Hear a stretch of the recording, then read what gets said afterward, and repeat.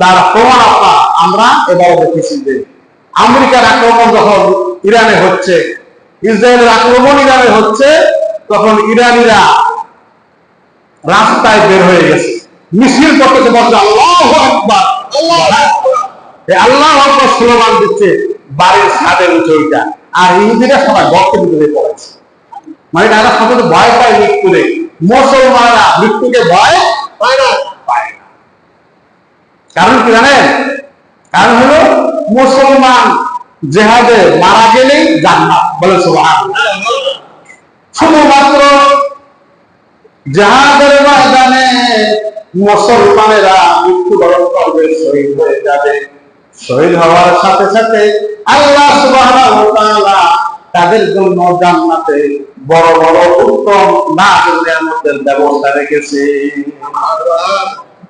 তাফসীরে দেখলাম, তাফসীরে ইবনে কাসিরের মধ্যে আল্লাহ তাআলা বলেন,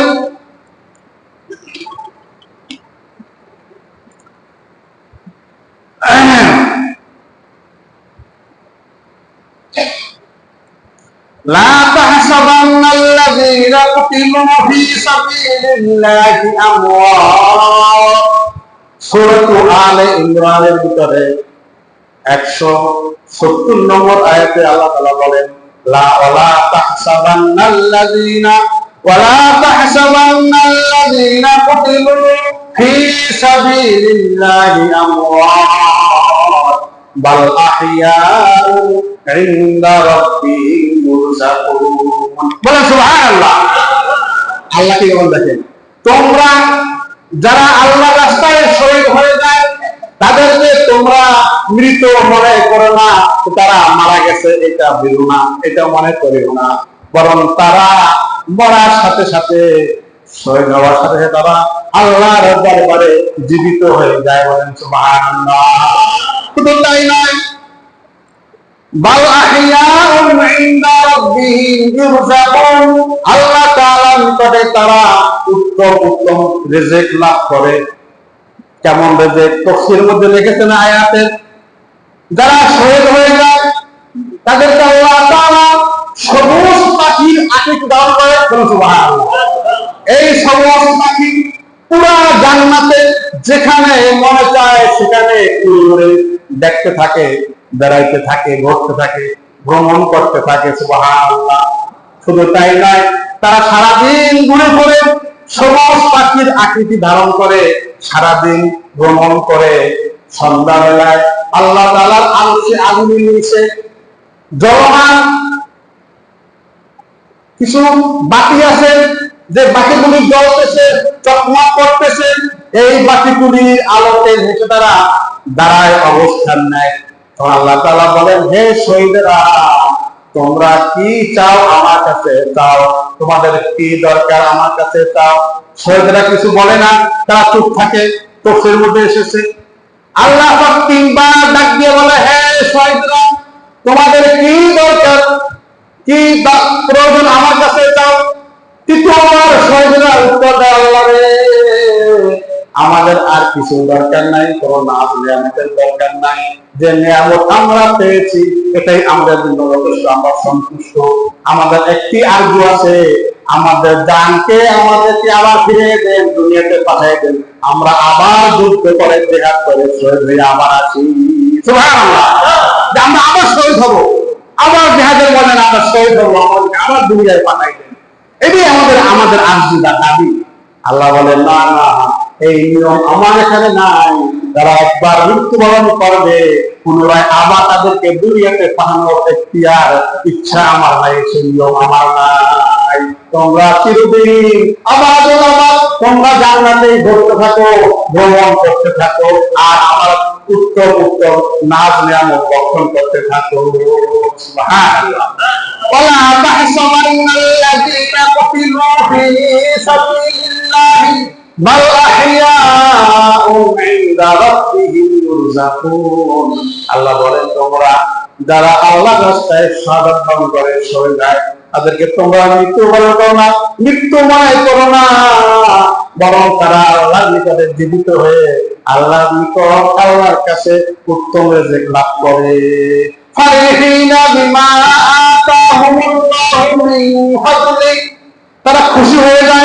যে নিয়ামত আল্লাহ তাদেরকে দান করেছেন সেই নিয়ামতে তারা অত্যন্ত খুশি হয়ে যায়।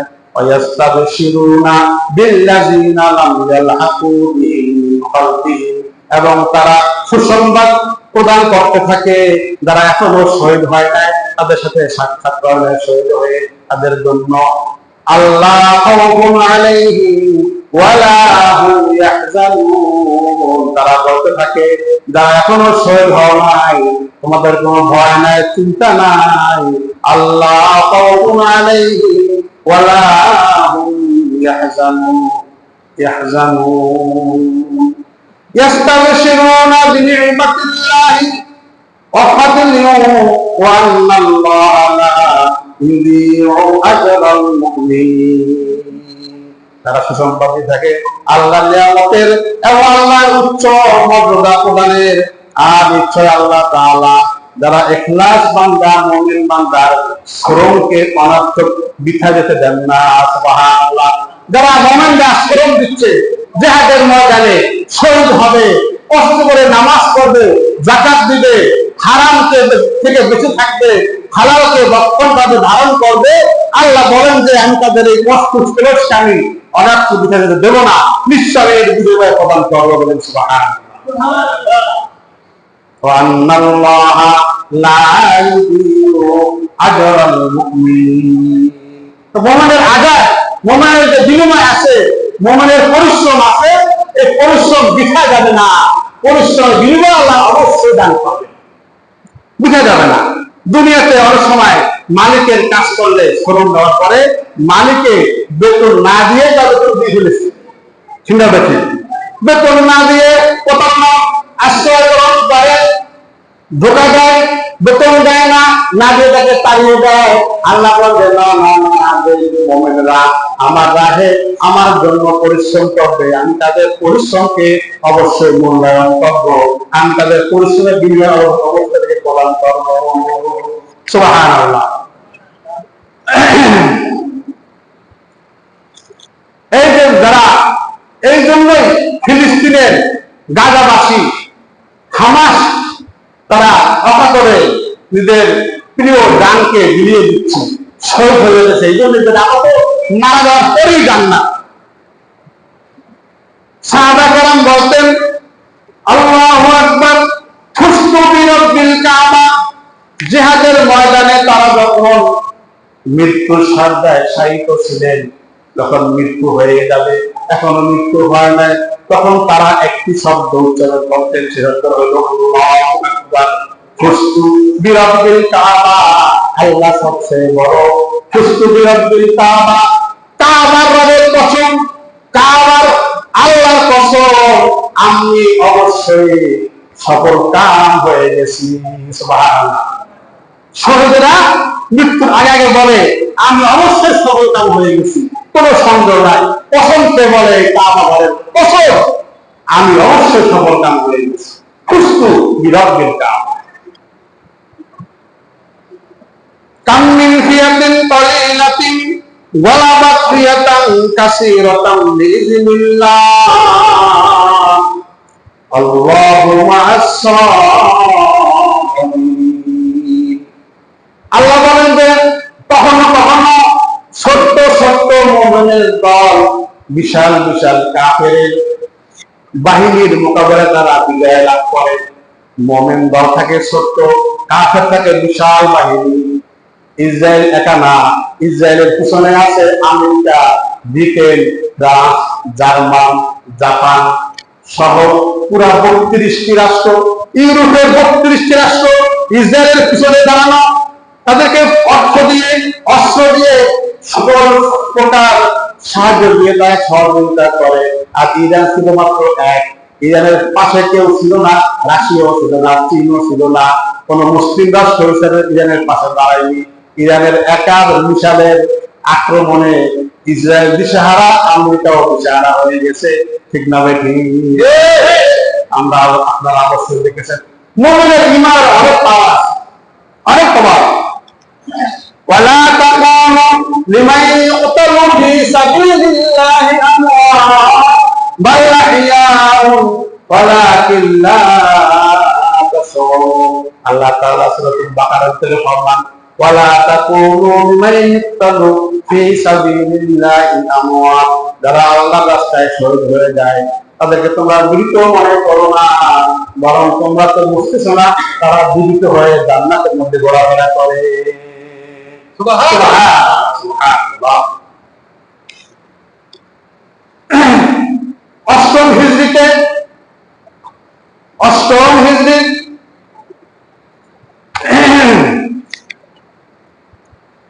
আল্লাহু আকবার,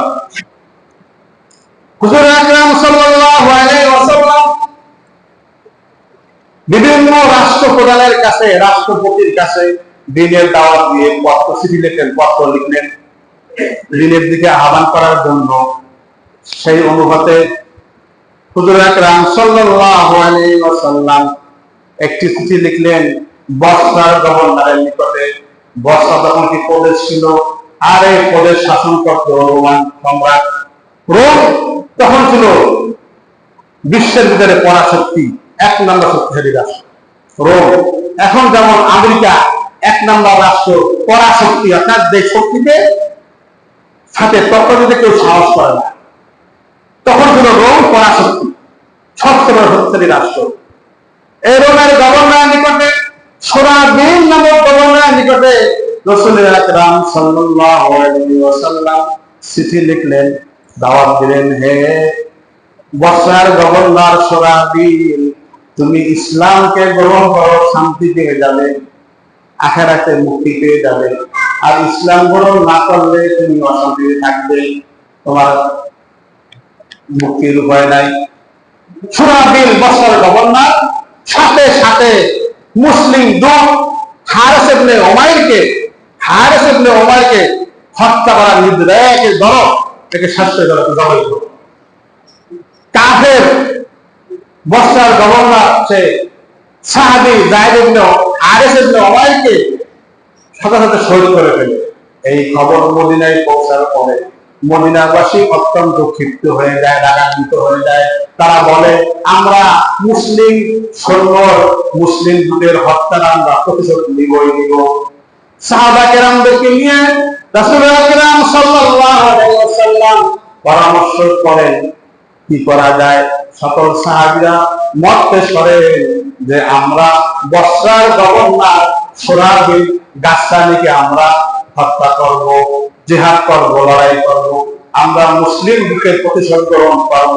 সেই লক্ষ্যে সাহাবা কেরামদের 3000 একটি বাহিনী তৈরি করেন যুদ্ধ যাওয়ার জন্য। রাসূল আকরাম সাল্লাল্লাহু আলাইহি ওয়াসাল্লাম বাহিনীকে রেডি করার পরে বাহিনীর সকল যুদ্ধে জিহাদের মধ্যে সেনাপতি হয় একজন, সেনাপতি কথা হয় না, সেনাপতি কয়জন হয়? একজন হয়। কিন্তু প্রিয় নবী, বিশ্ব নবী বললেন যে আজকের এই বিশাল 3000 মুসলিম বাহিনীর সেনাপতি হবে যায়েদ ইবনে হারিস রাদিয়াল্লাহু তাআলা আনহু। যায়েদ ইবনে হারিস হলো নবীদের পালক পুত্র। কি সুন্দর ঘটনা!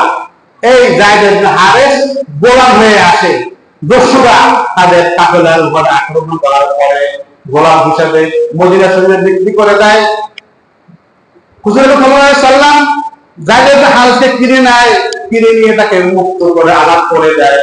এরপরে যখন একটু বয়স হয়, কয়েক বছর পরে যায়েদ ইবনে হারিসের মাতা পিতা, তার বংশের লোকেরা খুঁজতে তারা খবর পায় যায়েদ ইবনে হারিস মদিনার মধ্যে আছে। সে ছিল উচ্চ বংশীয় লোক, অনেক প্রতাপশালী বংশের লোক যায়েদ ইবনে হারিস। সাম্প্রতিক যায়েদ ইবনে হারিসের বাবা এসে মদিনায়, দেখা যায় যায়েদ ইবনে হারিস মদিনায় নবীর খেদমত করতে, সুবহানাল্লাহ, নবীর খেদমত করতেছে। এখনো প্রাপ্তবয়স্ক হয় না, 12-13 বছরের সন্তান ছেলে যায়েদ ইবনে হারিস। বাবা এসে বলে, বাবা রে, তোমাকে আমরা সবাই খুঁজতেছি, তোমাকে এখন পাইলাম, চলো তোমাকে নিয়ে আমরা দেশে ফিরে যাই। যায়েদ ইবনে হারিস কিছুই বলে না। তার বাবা শেষমেশ নবীর কাছে এসে বললেন, হে মুহাম্মদ, এই আপনার ছেলে, এটা আমার ছেলে যায়েদ ইবনে হারিস হারিয়ে গেছিল, তাকে গোলাম হিসেবে বিক্রি করে দিয়েছিল দস্যুরা। তারা আমরা পেয়েছি, আমরা তাকে নিয়ে যেতে চাই। এখন নবীজি বলেন, শোনেন, আপনারা তাকে প্রশ্ন করেন, সে যদি আপনার কাছে যাইতে থাকে তো নিয়ে যান, নিয়ে যান, আমার কোনো সমস্যা নেই। বাবা ছেলেকে বলে, বাবা চলো। নবীজি তোমাকে নিয়ে যাওয়ার জন্য অনুমতি দিয়েছেন। যাইদ ইবনে হারেস বলে, বাবা আমি প্রিয় নবীকে ছেড়ে কোথাও আমি যাব না। সুবহানাল্লাহ, আমি এমন ভালো মানুষ কোথাও পাই নাই।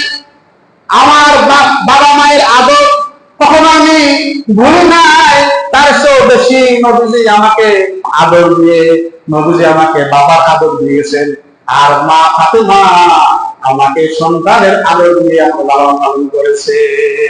আমি আদর আর বলতে পারবো না, আমি কখনো আর বাড়িতে ফিরে যাব না, আমি নবীজির সাথেই থেকে যাব। দেখেন কেমন কি জিনিস পাইলো, কেমন কাগজ হয়ে নবীজির প্রেমে।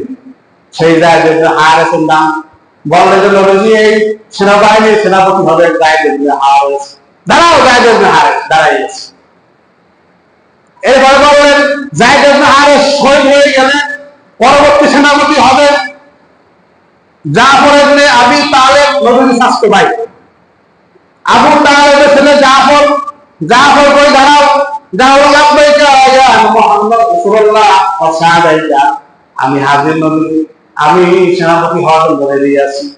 নবীজি আরো বললেন জাফর ইবনে আবু তালেব শহীদ হয়ে গেলে 3 নম্বর সেনাপতি হবে আব্দুল্লাহ ইবনে রাওয়াহা রাদিয়াল্লাহু তাআলা আনহু। এই দৃশ্য এক ইহুদি দূরে দাঁড়ায় দেখতেছিলেন, তো নবীজি একের পর এক সেনাপতিদের নাম ঘোষণা করতেছেন। কি আশ্চর্যের বিষয়, সেনাপতি হয় একজন, আজকে হলো কয়জন? 3 জন। কয়জন হলো? একজন শহীদ হইলে আর একজন হবে জায়েদ ইবনে হারেস, শহীদ হইলে জাফর ইবনে আবু তালেব হবে, জাফর ইবনে আবু তালেব শহীদ হইলে আব্দুল্লাহ ইবনে রাওয়াহা হবে। যদি আব্দুল্লাহ ইবনে রাওয়াহা শহীদ হয়ে যায়, এখন কি হবে? নবীজি বললেন এরপরে মুসলিম বাহিনী পরামর্শ করে একজনকে সেনাপতি নির্ধারণ করবে। সুবহানাল্লাহ। ইহুদি বলে নিঃসন্দেহে 3 জন শহীদ হয়ে যাবে, এটা কোনো সন্দেহ নাই। বলো কি নাই? 3 জন বুঝতে পারছে যে আমরা কেউ আর বেঁচে থাকবো না। কি থাকবে? থাকবে না, শহীদ হয়ে গেলে আর একজন। আল্লাহু আকবার। সেনাবাহিনী রওনা হবে। জায়েদ ইবনে হারেস রাদিয়াল্লাহু তাআলা আনহু মা ফাতেমার কাছে এসে বলে, আম্মা গো, আমাকে বিদায় দেন, আমি হয়তো আর ফিরে আসবো না, আমি নিশ্চয় শহীদ হয়ে যাব, আমার ভুলটুকি ক্ষমা করে দেন, আমাকে জনমের মতো আমাকে বিদায় করে দেন। এরপরে জাফর ইবনে আবু তালেব ঘরে আসলেন, তার ছোট্ট ছোট্ট কয়েকটি বাচ্চা আছে। তিনি এসে বলেন, স্ত্রী গো, আমাকে বিদায় দাও, নবীজি আমাকে দ্বিতীয় সেনাপতি হিসেবে ঘোষণা করেছেন। স্ত্রী দোয়া বলেন, আল্লাহ তুমি আমার স্বামীকে সুস্থ শরীরে আবার ফেরত দিও। জাফর ইবনে আবু তালেব তরবারি দিয়ে পিঠ দিয়ে হাতের মধ্যে আঘাত করে বললে, স্ত্রী গো, তুমি কি জানো না আমার পরে আরো একজন সেনাপতি আছে, তার মানে আমি আর বেঁচে থাকবো না, বলে যাবো, শহীদ হয়ে যাবো, আমি আর ফিরে আসবো না, আমি অবশ্যই শহীদ হয়ে যাব, তুমি আমাকে জনমের তরে বিদায় করে দাও। তার সন্তানেরা ছোট ছোট কিসে কিসে আব্বা আব্বা করে ডাকতে ডাকতে অনেক দূর চলে আসলো। আব্বা আমাদের ছেড়ে কোথাও দেন না, কিন্তু জাফর ইবনে আবু তালেব বলে, না না, নবীজির নির্দেশ, আমাকে যেতেই হবে মুতা প্রান্তরে। মুতা হলো জর্দানের একটি এলাকা, জর্দানের একটি এলাকা, মুতা প্রান্তরে সেই দুর্গ বলা মুতা দুর্গ।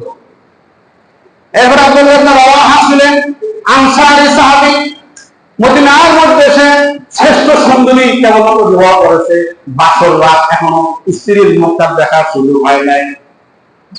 আব্দুল্লাহ ইবনে রাওয়াহা এসে বলে, স্ত্রী গো, তোমাকে আমি একবারও দেখতে পারলাম না, সব কেবলমাত্র বিবাহ হইলো, আজকে বাসর করার কথা, তুমি আমাকে বিদায় করে দাও, আমি বিদায় নিয়ে জিহাদের ময়দানে চলে যাচ্ছি। স্ত্রী বলে, স্বামী গো, একটিবার ভিতরে আসেন, আপনি গো, আমি তো আপনার চেহারাই দেখি নাই, হাসরের ময়দানে কিভাবে আমি আপনাকে চিনব? বাসর রাত করে নাই। মুসলিমদের ইতিহাস গৌরবের ইতিহাস, জীবন দেওয়ার ইতিহাস। ঠিক আছে? আমরা জিহাদের আলোচনা কিতাবুল মাগাজি বুখারী শরীফ 2 খণ্ড, দ্বিতীয় খণ্ড হলো কিতাবুল মাগাজি অর্থাৎ জিহাদের আলোচনা। পুরা বুখারীর দ্বিতীয় খণ্ড পুরোপুরি জিহাদের বর্ণনা বুখারী শরীফের। সেখানে এই কথা, এই হাদিসে উল্লেখ আছে মুতার যুদ্ধের বর্ণনা বিস্তারিত ভাবে। তিনি সেনাপতি রওনা বিদায় নিয়ে গেলেন।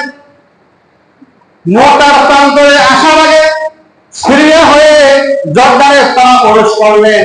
তারা প্রবেশ করে গোয়েন্দা মারফত শুনতে পেল যে ইহুদি খ্রিস্টানেরা 1 লক্ষ নয়, রোমের বাদশাহ হেরাক্লিয়া আরো 1 লক্ষ সৈন্য পাঠাই দিয়েছে এদেরকে সাহায্য করার জন্য, 2 লক্ষ সেনাবাহিনী।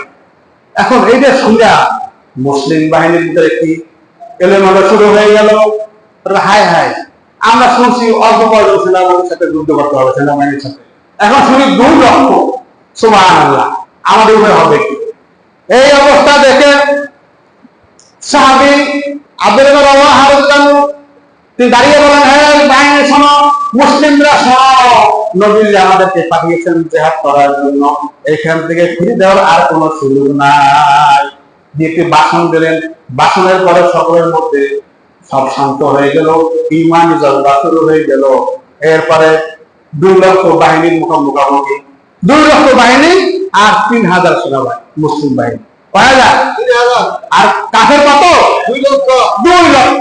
মিশা কথা না, না মিশা কথা না। বুখারী শরীফ বলে, কিতাবুল মাগাজি দেখেন, মুতার যুদ্ধ দেখেন, মিথ্যা গল্প নয়, হাসা কথা, সত্য কথা। 2 লক্ষ কাফেরের বিরুদ্ধে মাত্র 3000 সেনাবাহিনী মুসলিম বাহিনীর যুদ্ধ শুরু করে দিল। 2 লক্ষ নাই, রোমের বাদশাহ হেরাক্লিয়াস আরো 1 লক্ষ বাহিনীর রাখছে রিজার্ভ, এরা না করলে আর 1 লক্ষ রিজার্ভ আছে, 3 লক্ষ। আয় মুসলিম বাহিনী যুদ্ধ শুরু করে দিল। প্রথম যায়েদ ইবনে হারিস নবীর পালক ছেলে, তিনি শহীদ হয়ে গেলেন। শহীদ হওয়ার সাথে মুসলিম বাহিনীর জানবা হযরত জাফর ইবনে আবু তালেব ধারণ করলেন পতাকা। পতাকার অনেক দাম, অনেক মূল্য।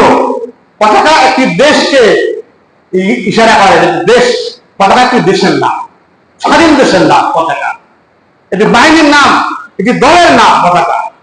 এই পতাকা মাটিতে পড়তে দেয়। এরপরে জাফর ইবনে আবু তালেব তার 1 হাত কেটে যায়, বুখারীতে এসেছে। এরপরে ডান হাত কেটে গেলে বাম হাতে পতাকা ধারণ করে এবং যুদ্ধ আবার শুরু করে। এরপরে কাফেরেরা বাম হাতও কেটে ফেলে, এরপরে 2টি বাহু দিয়ে পতাকা আকারে ধরে। সুবহানাল্লাহ। তবু মুসলিম ইসলামের পতাকা মাটিতে পড়তে দেয়। এরপরে কাফেরেরা পিছন দিক থেকে তরবারি চালিয়ে তাকে বিখণ্ডিত করে ফেলে। এরপরে এই পতাকা ধারণ করে শেষ সেনাপতি হযরত আব্দুল্লাহ ইবনে রাওয়াহা রাদিয়াল্লাহু তাআলা আনহু। তিনি আবার পতাকা হাতে নিয়ে আবার যুদ্ধ শুরু করার এক পর্যায়ে তিনিও শহীদ হয়ে যায়। এরপরে সেনাপতি কে হবে? মুসলিম বাহিনীর ভিতরে একটু বিশৃঙ্খলা দেখা দেয়। এরপরে সাহাবাত ইবনে আরকাম সাহাবী, তিনি পতাকা নিয়ে খালিদ বিন ওয়ালিদের হাতে নেন। সুবহানাল্লাহ। খালিদ বিন ওয়ালিদ, ইতিহাসে আছে খালিদ বিন ওয়ালিদ শুধু কেবল মাত্র ইসলাম গ্রহণ করেছে 3 মাস হলো। ইসলাম গ্রহণের পরে 3 মাস হলো মাত্র। তার প্রথম যুদ্ধ হলো মুতার যুদ্ধ। এর আগে একটি যুদ্ধ তিনি অংশগ্রহণ করেন নাই।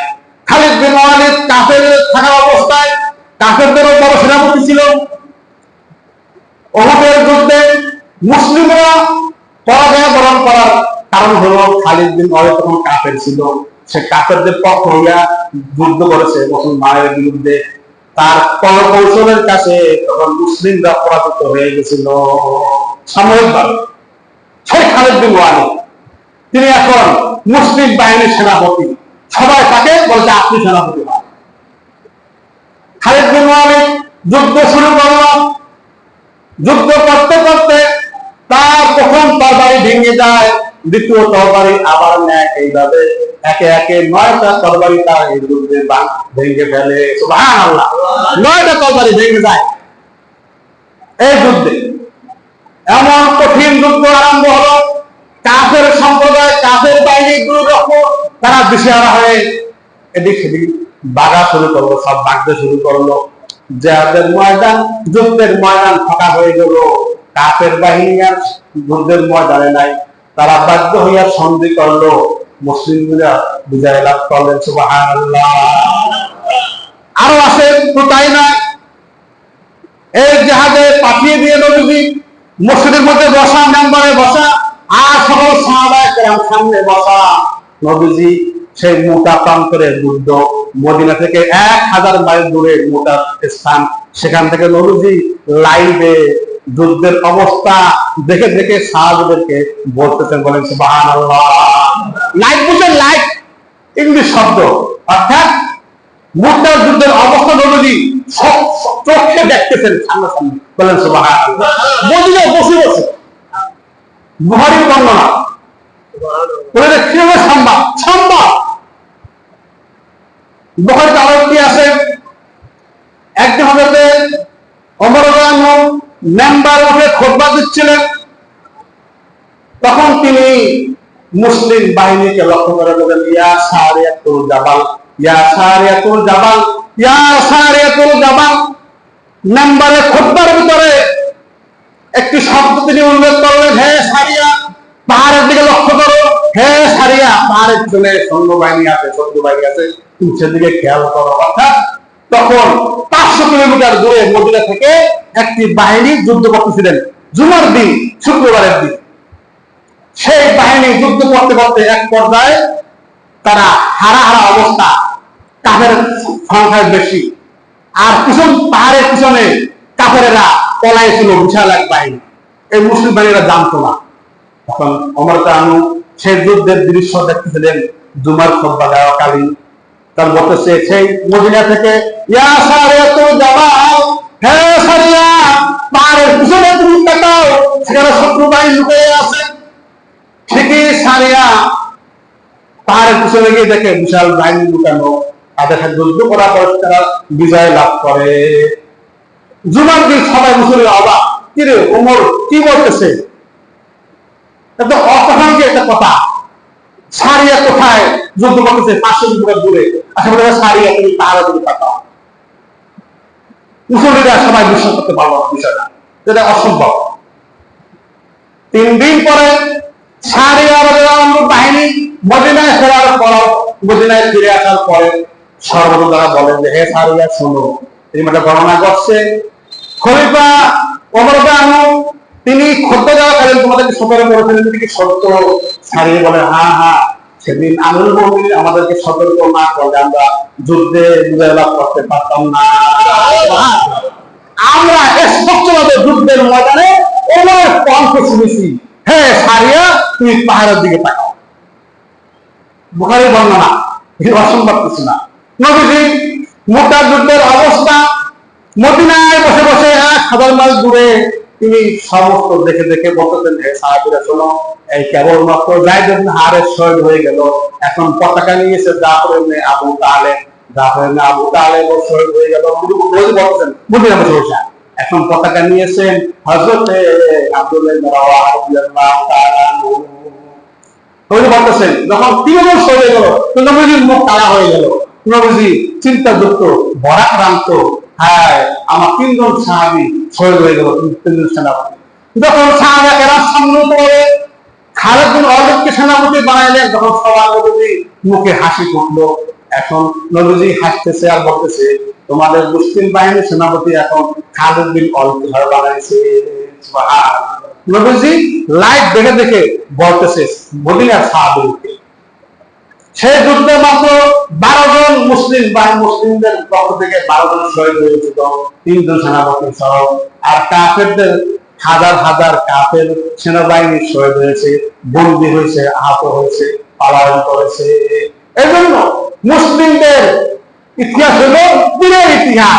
তারা ভয় পায় না, তারা যুদ্ধের সময় বাংকারে লুকায় না, ঠিক না? দেখুন ইসরায়েলিরা মিশাল আসতেছে ইরানের, তারা ভয়েতে সবাই 12 দিন পর্যন্ত বাংকারে লুকায় রয়েছে, ঘরের নিচে গর্তরা বানাইছে আশ্রয় গ্রহণ করার জন্য। সেখানে 12 দিন পর্যন্ত লুকায় রয়েছে, ঘর থেকে বের হয় নাই। আর ইরানিরা তারা একজনও বাংকারে লুকায় নাই। তারা যখন আমেরিকার মিসাইল আসে, ইসরায়েলের মিসাইল আসে, বিমান হামলা হয়, তখন তারা ছাদের উপরে উঠে বলে আল্লাহু আকবার, আল্লাহু আকবার, আল্লাহু আকবার, তাকবীর দিচ্ছে, বলেন আল্লাহু আকবার, আল্লাহু আকবার। খুশবু বিরক্তির কাবা, সাহাবীদের ইতিহাস, তারা বলতেন আল্লাহু আকবার। হে আল্লাহ, তোমরা শোনো, আল্লাহর কসম, কাবা ঘরের রবের কসম, আমরা সকল কাম হয়ে গেছি, আমরা শহীদ হওয়ার পরে আমাদের জন্য জান্নাত। উহুদের ময়দানে হতে জাবের বানু তার বাবা শহীদ হয়ে গেছে, তফসির মধ্যে আসছে, তফসিরের কথা। তো তিনি তার বাবার সামনে নিয়ে কাঁদতেছেন, হায় হায় আমার বাবা শহীদ হয়ে গেল। নবী বলেন, শোনো শোনো জাবের, তুমি কাঁদছো কেন? বলে, ইয়া রাসূলুল্লাহ, ইয়া হাবিবাল্লাহ, আমার বাবা উহুদের ময়দানে শহীদ হয়ে গেছে, আমি এই জন্য কাঁদতেছি। না না, তুমি কেঁদো না, তোমার বাবাকে আল্লাহ তাআলা পাখির রূপ ধারণ করে জান্নাতের মধ্যে ঘুরাইতেছে। সুবহানাল্লাহ। তুমি কষ্ট পেও না, খুশি নও। আলা তাহসাবান্নাল্লাযীনা কুতিলু ফী সাবিলিল্লাহি আমওয়াত বাল আহইয়াউন ইনদা রাব্বিহিম ইরযাকুন। আল্লাহ বলেন যে, হে মানুষেরা, তোমরা যারা আল্লাহর রাস্তায় শহীদ হতে থেকে তোমরা মৃত্যু মনে করো না, তারা জীবিত হয়ে যায়, তারা জান্নাতে ফল বক্ষণ করতে থাকে। আল্লাহু আকবার। নবী বলতেছেন, আল্লাহ ওয়াজিদতু আন্নি উক্তালু সুম্মা উহিয়া সুম্মা উক্তাল সুম্মা উহিয়া সুম্মা উক্তাল। আমি আশা করি যে আমি জিহাদের ময়দানে শহীদ হব, আবার জীবিত হব, আবার শহীদ হব, আবার জীবিত হব, আবার শহীদ হব, আবার জীবিত হব, 3টা বছর। নবী বলতে, হায় আমি জিহাদের ময়দানে, নবীর কথা, আমি শহীদ হয়ে যাব, আবার জীবিত হব, আবার শহীদ হব, আবার জীবিত হব, মানে আবার শহীদ হব, আবার জীবিত হব, আবার শহীদ হব। নবী বলেন যে, যার অন্তরে জিহাদের স্পৃহা নাই, যাদের বাসনা নাই, যাদের নিয়ত নাই, সে কখনো মন হতে পারে না, সে মুনাফিক। সে কি বলেন? মুনাফিক, মুনাফিক। আল্লাহ বলতেন যে, যেখানে পাও সেখানে তাকে হত্যা করবে। সন্ত্রাস, সন্ত্রাস। যখনই মুসলমানরা হামলা করে, তখন তারা জঙ্গি, তারা সন্ত্রাসী। আর বিদ্রোহীরা লক্ষ লক্ষ মুসলিম বাহিনীকে হত্যা করেছে, 45 লক্ষ মুসলমানকে ইরাকের মধ্যে হত্যা করেছে আমেরিকা। কয় লক্ষ? 45 লক্ষ এক রাষ্ট্রই মেরেছে। তবুও তারা সন্ত্রাস না, জঙ্গি না, জঙ্গি হয় মুসলমান। চিন্তা দেখে কথা কথা বোঝেন না আমার কথা? এটা হলো তাদের প্রপাগান্ডা, মিথ্যা প্রচারণা। মুসলমান মানলেই তার জঙ্গি হামলা হয়েছে। আর ওরা মারে, ভিডিওতে দেখলাম, ভারতে এক মুসলিম মেয়েকে 8 জনে দর্শন করে তারপরে নির্দয়ভাবে তাকে হত্যা করেছে। এটা কোনো কিছু না, দর্শন না। আর যখন এই মুসলমানরা কোথাও আক্রমণ করে, তখন তাদের জঙ্গি হামলা হচ্ছে। কথা বলে, মুসলমান কেন হামলা করবে? কারণ কি? মুসলমান সহ্য করতে পারতেছে না, মায়ের খাইতে কত আর সহ্য করবে, পারছে না, কত আর বরদাস্ত করবে। এই জন্য তারা 2-1টা মারে। আমার তো 2-3টা দিন সকালের সুন্দর